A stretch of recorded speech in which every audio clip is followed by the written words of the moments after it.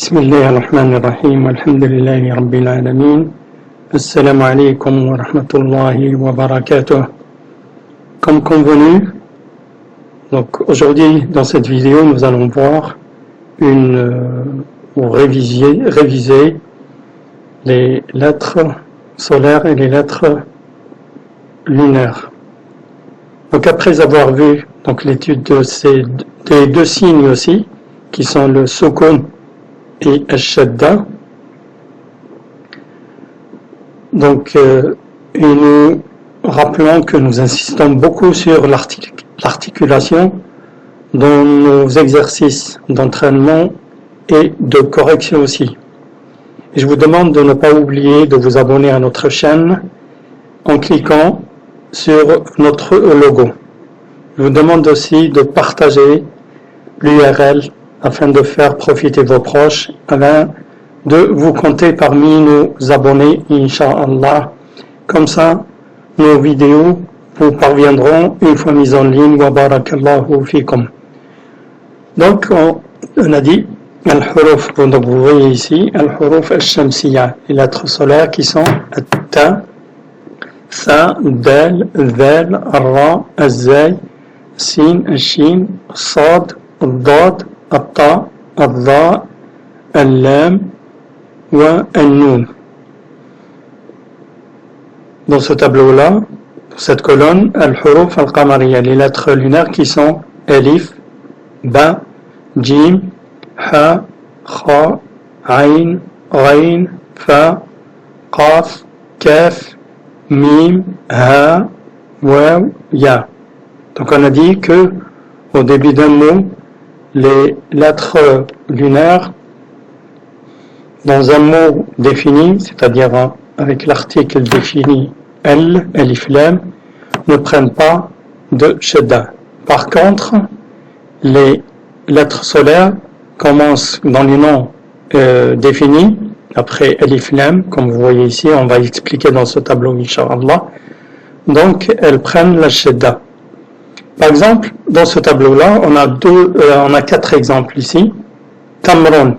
Donc, ce mot-là commence par la lettre lunaire, la lettre solaire ta. Tamron, qui veut dire date. Et, regardez ici, alif lam en jaune.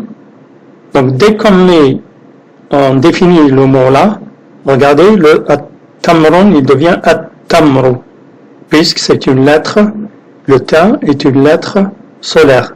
Donc automatiquement on met ici la gémination, al-shadda, at-tamru, la date.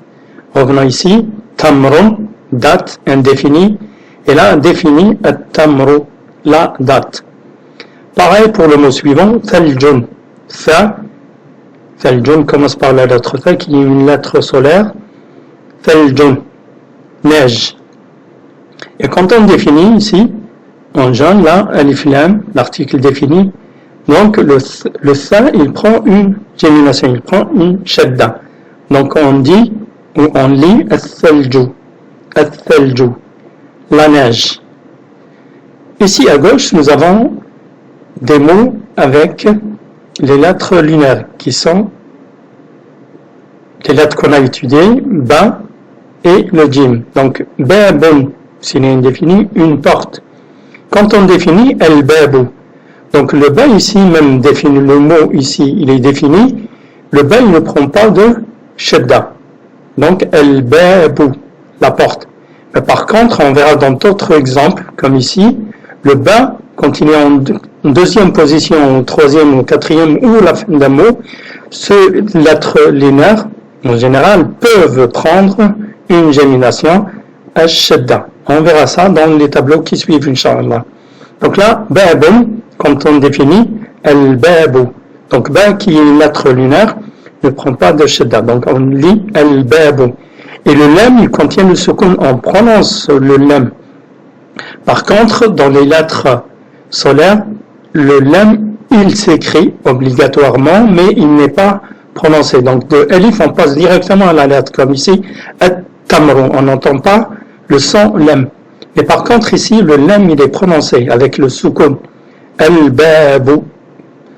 Ici, on a dubbun, qui veut dire ours.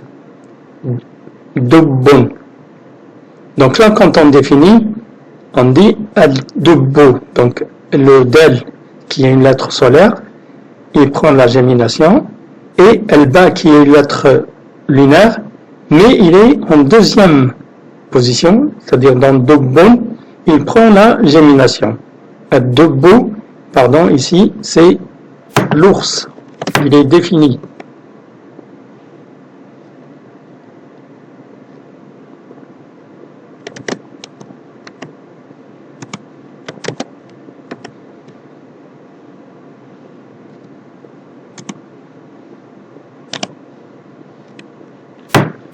Ad-dubbu, l'ours. On a un exemple ici de lettre lunaire qui est le jim, al-jamalu. Donc, al-jamalu. Donc là, le mot commence par la lettre jim qui est une lettre lunaire. Donc, après elle, il ne prend pas de gémination.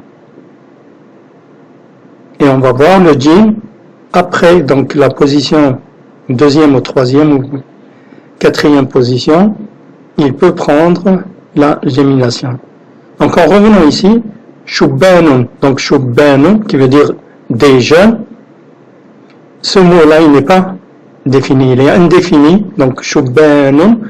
Donc là on a le ba en deuxième position, il contient une gémination, shadda, shubbanun.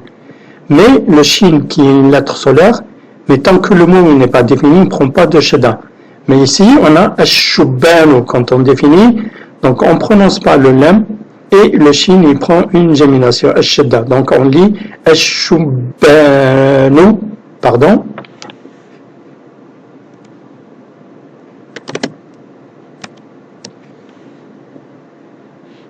On ne dit pas shubbanun, pardon. Donc quand il est défini, on dit shubbanun. Donc on enlève at-tanwin. Donc là, on dit shubbanun. Et quand on définit, ash-shubbanu. Les jeunes. On a vu donc pour dubbu, ad-dubbun, ad-dubbu, pareil ici, pardon. Ad-dubbu, on met que at-tamma. Tout à l'heure, on a vu al-jamalu avec donc la lettre jim qui commence ce mot-là, al-jamalu, mais là, la lettre J peut prendre une gémination, par contre, il ne faut pas qu'il soit au début d'un mot. Donc, dans ce mot-là, majjanun, majjaniyun, donc on a en deuxième position la lettre J, qui est une lettre lunaire, mais peut prendre ici une gémination, elle peut prendre une shadda, majjaniyun, qui veut dire gratuit. Ou ici, donc on a la lettre jim aussi, en quatrième position, et avec une kasra, mutafajjirun, qui veut dire explosif. Et nous détaillerons, Inch'Allah, dans nos prochaines vidéos, Inch'Allah. Et d'ici là, je vous dis Assalamu alaikum wa rahmatullahi wa barakatuh. Un petit rappel, n'oubliez pas de vous abonner à notre chaîne. Wa barakallahu fiikum.